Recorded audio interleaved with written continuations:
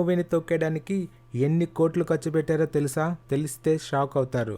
Game changer మూవీని తొక్కేయటం ఏంటి, కోట్లు ఖర్చు చేయటం అనుకుంటున్నారా? అయితే వీడియోని స్కిప్ చేయకుండా చివరి వరకు చూడండి, మీకు ఒక క్లారిటీ వస్తుంది. ఇలా డబ్బులు తీసుకుని నెగిటివ్ రివ్యూ ఇచ్చే వారిపై మీరేమనుకుంటున్నారో కామెంట్లో తెలియజేయండి. సినిమా అనేది కేవలం ఎంటర్టైన్మెంట్ మాత్రమే కాదు, పెద్ద బిజినెస్ అని అందరికీ తెలిసిందే. ఒక సినిమా ప్రత్యక్షంగాను పరోక్షంగాను ఎంతో మందికి జీవన ఉపాధి కలుగుతుంది. అయితే ఇప్పుడు ఇండియన్ సినిమా దగ్గర మన తెలుగు సినిమాలు పోషిస్తున్న పాత్ర అనేది అందరికీ తెలిసిందే. హాలీవుడ్ లెవెల్ క్వాలిటీతో సినిమాలు తెరకెక్కించే ప్రయత్నం ఇప్పుడు మన మేకర్స్ చేస్తున్నారు.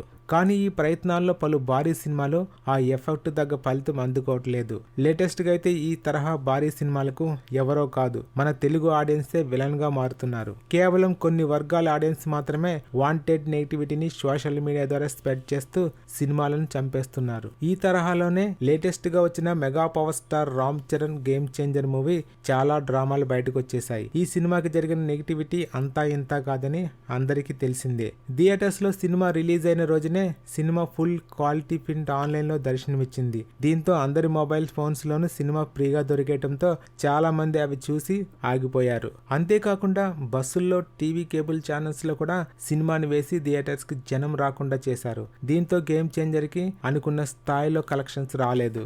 దీంతో మేకర్స్ కూడా తన సినిమా పట్ల కుట్ర జరిగిందని స్వయంగా స్పందించారు.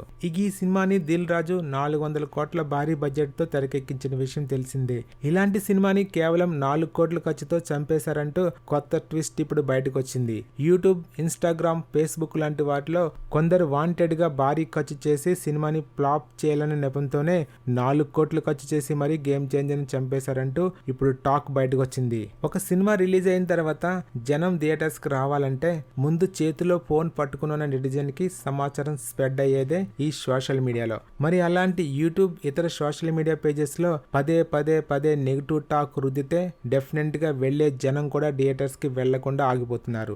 ఆ రేంజ్ లో ప్రభావం చూపిస్తున్నాయి. సో అవే టార్గెట్ పెట్టుకుని కొందరు కావాలనే 4 కోట్ల మేర ఖర్చు చేసి యూట్యూబ్లో కానీ, ఇన్స్టాగ్రామ్లో కానీ, ఫేస్బుక్లో కానీ కొందరి చేత నెగిటివ్ రివ్యూస్ చెప్పించినట్లు గేమ్ చేంజర్ మూవీని కావాలనే తొక్కేశారని ఇప్పుడు వార్త సోషల్ మీడియాలో చక్కర్లు కొడుతుంది. మరి దిల్ రాజు అనే టీం తన సినిమాకి ఈ రేంజ్ లో నెగిటివిటీ వెనక ఎవరో 40 మంది ముఠా ఉన్నారని చెప్పుకొస్తున్నారు.